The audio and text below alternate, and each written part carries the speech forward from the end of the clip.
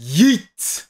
Eh bien, salut à toutes et à tous, on est parti pour parler un petit peu de la WWE en Belgique. Alors, j'ai mis vlog, mais moi je suis pas un vlogueur, je suis pas un mec qui monte sa vie comme ça avec son téléphone accroché toute la journée.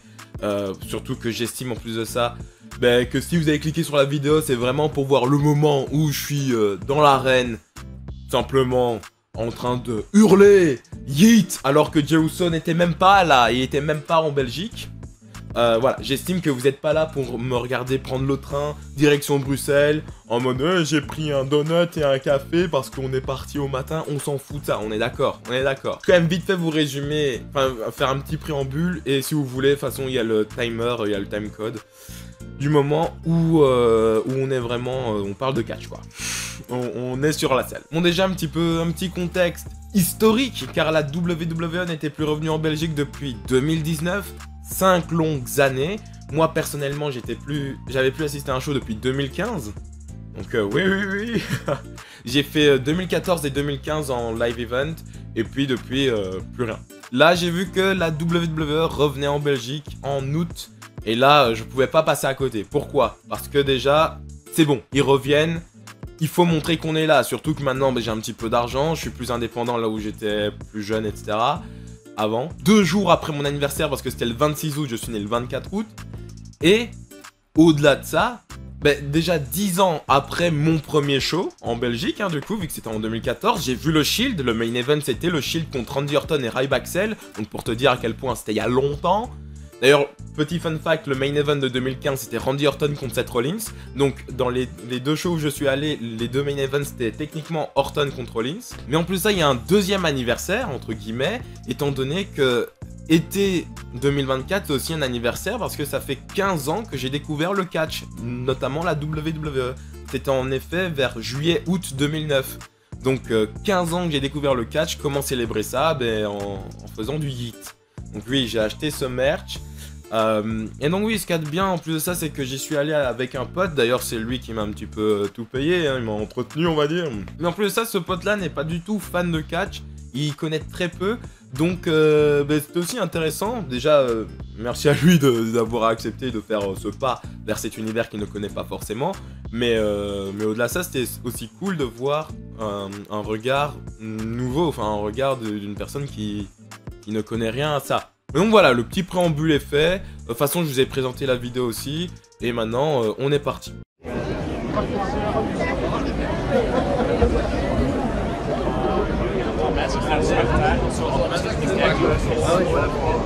Et là, du coup, les portes ouvrent. Et mon gars, ce moment-là, il est complètement fou. Ce moment-là, il est complètement fou parce que tu descends les marches. Nous, je savais bien que j'étais par terre. Alors, quand j'ai su que j'étais par terre, j'étais un petit peu réticent. Parce que je me suis dit, ok, par terre, ça veut dire qu'on va bien voir quand ils seront devant nous. Mais par contre, dès qu'ils seront au sol de l'autre côté du ring ou quoi, à l'extérieur du ring, je veux dire, on va rien voir. Finalement, ils ont prévu le coup, à mon avis, parce qu'il y avait très peu de moments où ils étaient en dehors du ring. Et finalement, en vrai, on était très bien placés. Je pensais pas être aussi bien placé, franchement. Ah ouais. On 13, c'est là-bas. Yeet! Petite anecdote, et ça c'est ça qui est super avec le catch, moi j'ai envie de vous dire, c'est que ça nous réunit. Là, on rentre, franchement, tu rentres, il n'y a que des fans de catch, ok? Il n'y a que des gens qui aiment ça. Et du coup, tu peux avoir une conversation. C'est ça qui m'avait fait aussi tilter il y a 10 ans quand j'y étais allé pour la première fois. Du coup, j'avais 12 ans à ce moment-là. Peut-être moins parce que c'était en mai, donc j'avais 11 ans à ce moment-là. Et je m'étais retrouvé à côté d'un gars genre de 30-40 ans. Et on discutait, on faisait des vannes, etc. C'était trop bien. Et ici, je me suis retrouvé un petit peu dans le rôle inverse où il y avait des enfants de 10 ans qui étaient juste à ma gauche. Et en plus de ça, ils venaient d'Angleterre. C'était 2 Anglais qui étaient avec leur père. Et c'est trop drôle parce que même s'il y avait la barrière de l'âge, même s'il y avait la barrière de la langue, eh ben on se comprenait, on rigolait, etc. On catchait quoi, c'était vraiment trop bien. Donc ça c'est la langue du catch en fait finalement. Mais non, mais ce qu'il y a de trop bien en plus, c'est qu'ils venaient d'Angleterre quoi les deux. Ils venaient d'Angleterre. Ils m'avaient dit que le show était sold out en 1 heure. J'y crois peu, mais s'ils me le disent. Ils viennent d'Angleterre.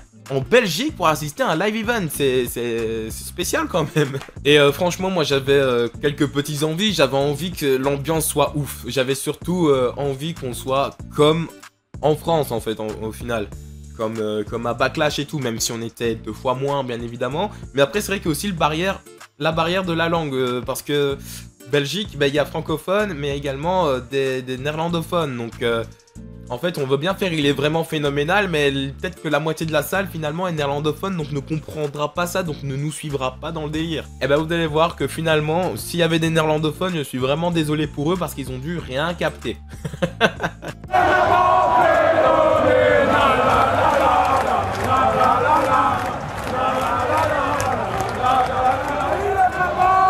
Et là on commence à nous annoncer les gens qui seront là. D'ailleurs il y a Byron Saxton qui vient pour nous teaser un petit peu la carte de ce soir.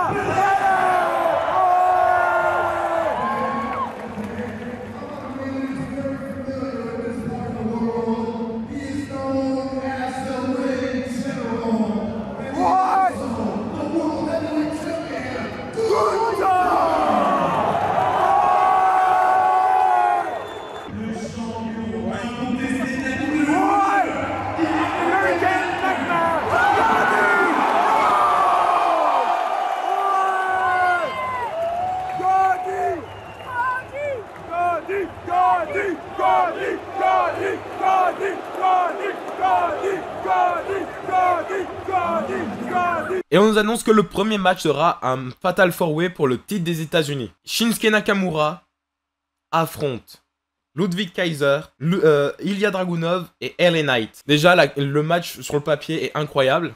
Et puis déjà, Nakamura, j'adore la musique, etc. On adore. Oui.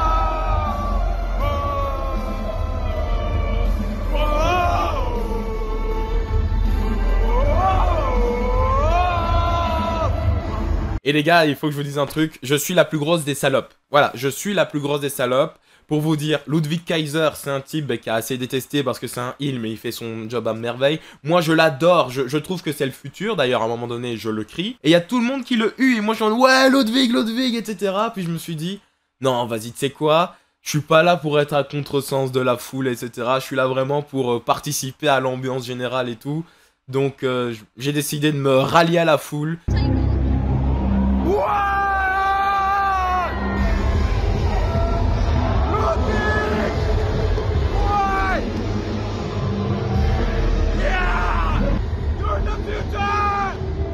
J'ai hué Ludwig Kaiser et sachez, avant que je vous mette la suite de la vidéo, sachez, voilà, hein, pour vous dire à quel point je suis une grosse salope, que je déteste LA Knight. C'est pas non plus que je le déteste, c'est que franchement, je rentre pas dedans, je l'aime pas, j'aime pas son style de catch, j'aime pas forcément ce qu'il raconte au micro, je suis pas fan du mec quoi.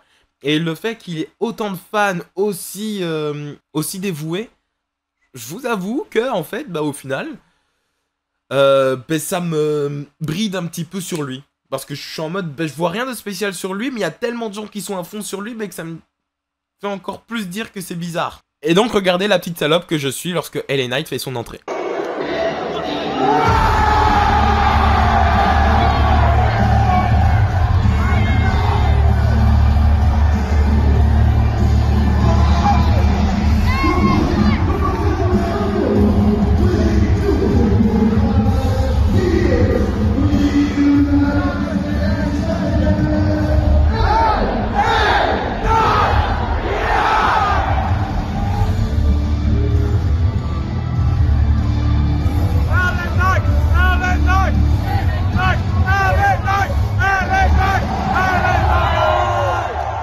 évidemment, pas de changement de titre en Belgique, hein, LA Knight conserve son titre. Et on est parti pour le deuxième match, les DIY contre les Pretty Deadly.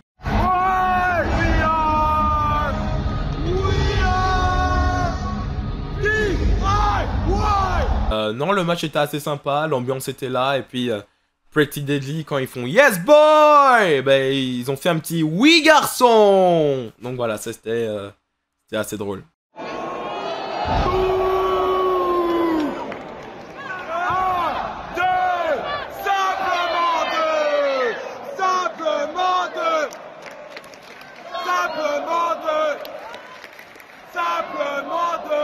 Et ensuite, on a eu le troisième match qui était pour le titre féminin.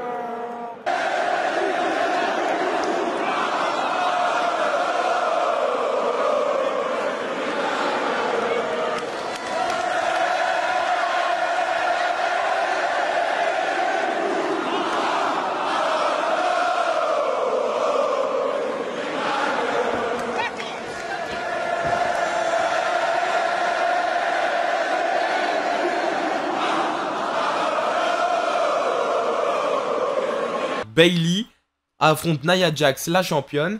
Sauf que très rapidement, alors qu'on s'y attend pas du tout, on entend Tiffy Time.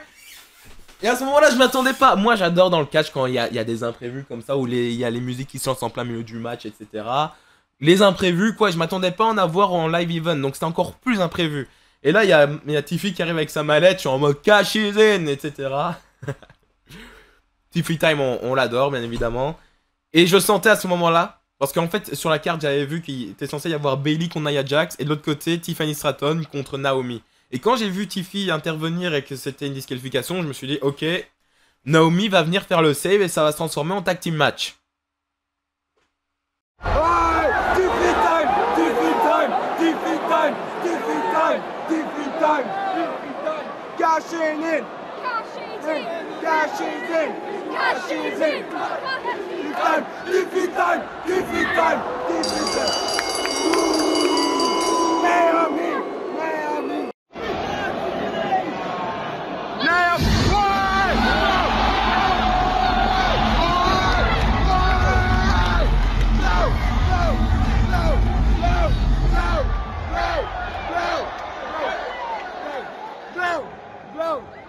Tag team match! Yes! Yes! Yes! Yes! Yes! Yes! Yes! Yes! Yes! Yes! Yes! Yes! Yes! Yes! Yes!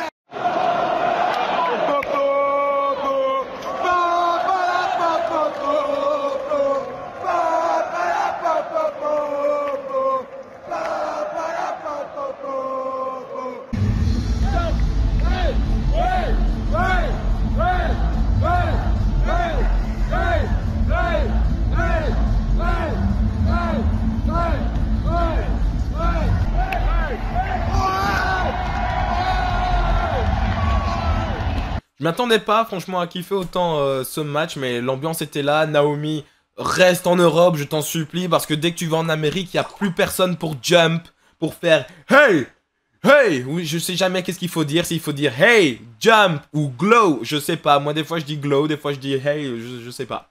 Et ensuite on a eu le gros banger.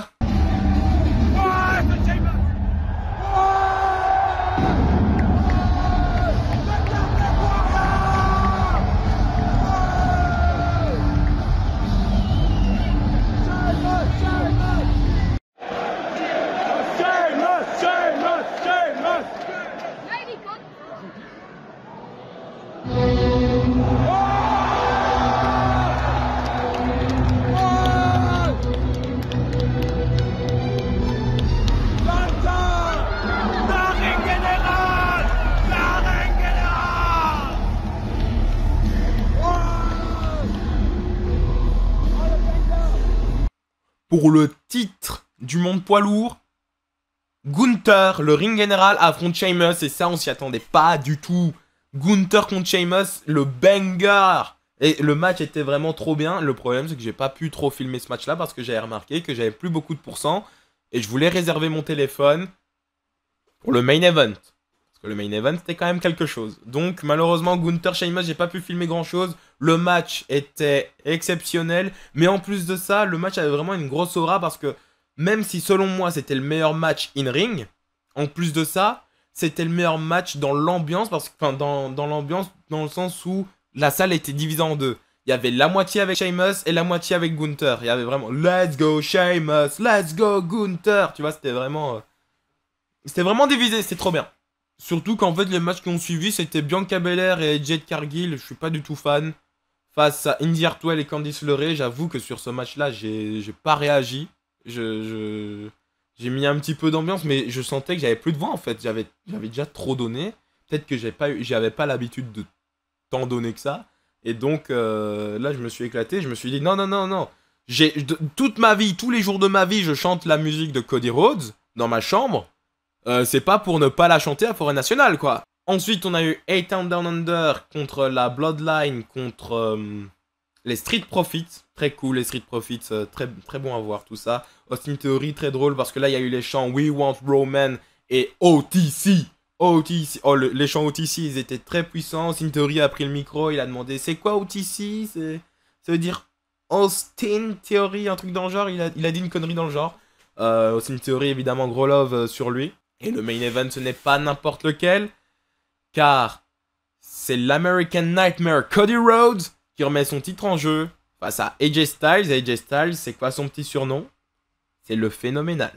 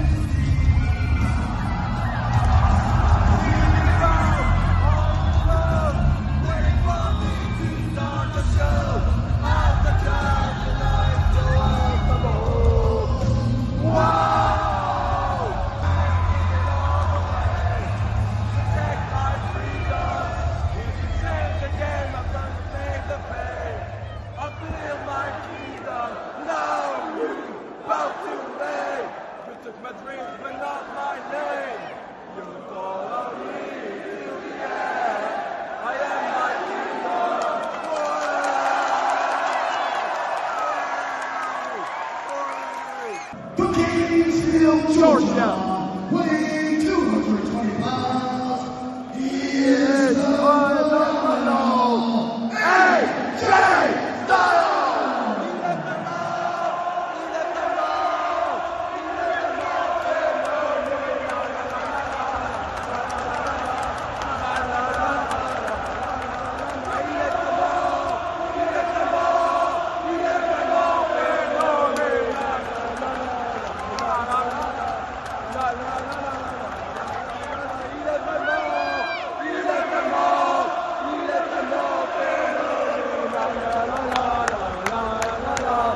la la la la la la la la.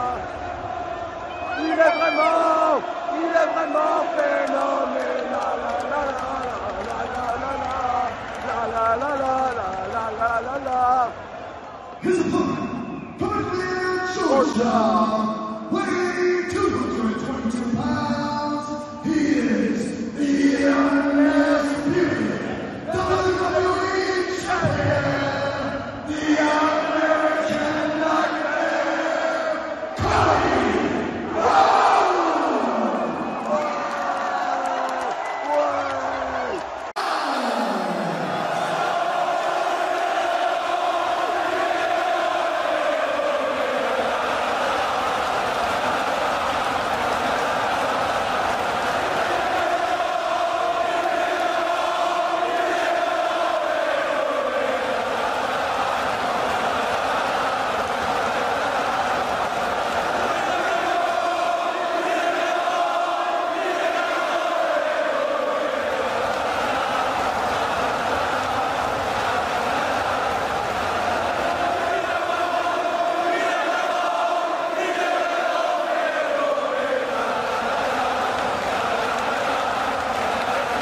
Ah, après ça, il n'y avait plus d'énergie, hein, mais franchement, l'ambiance était folle. Pendant tout le match, c'était... Il est vraiment phénoménal, la. C'était tout ça pendant tout le match. Et de l'autre côté, il y avait aussi les petits... Cody Rhodes, Cody Rhodes, Cody Rhodes. Lorsque le match se termine, qui était un très bon match, hein, c'était un bon banger aussi.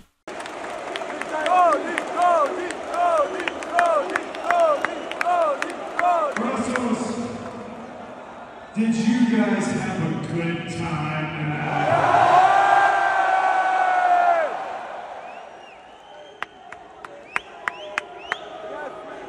One more time, Brussels, did you have a good time tonight?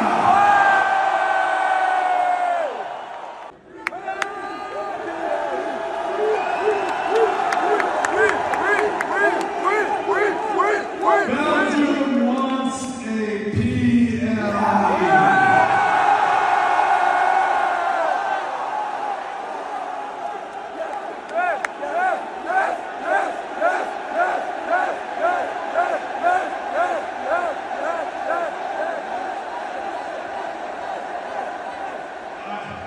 I'm so sorry, all the pyro from the TVs. I'm not sure I can hear you correctly. You guys want a PLE?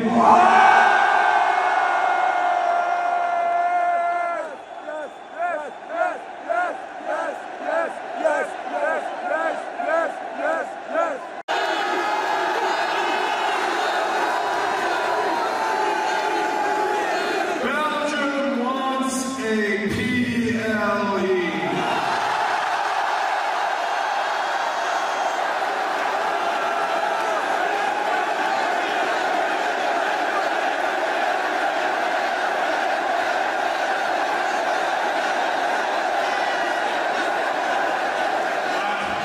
I'm so sorry, all the pyro from the TVs. I'm not sure I can hear you correctly. You guys want a PLE?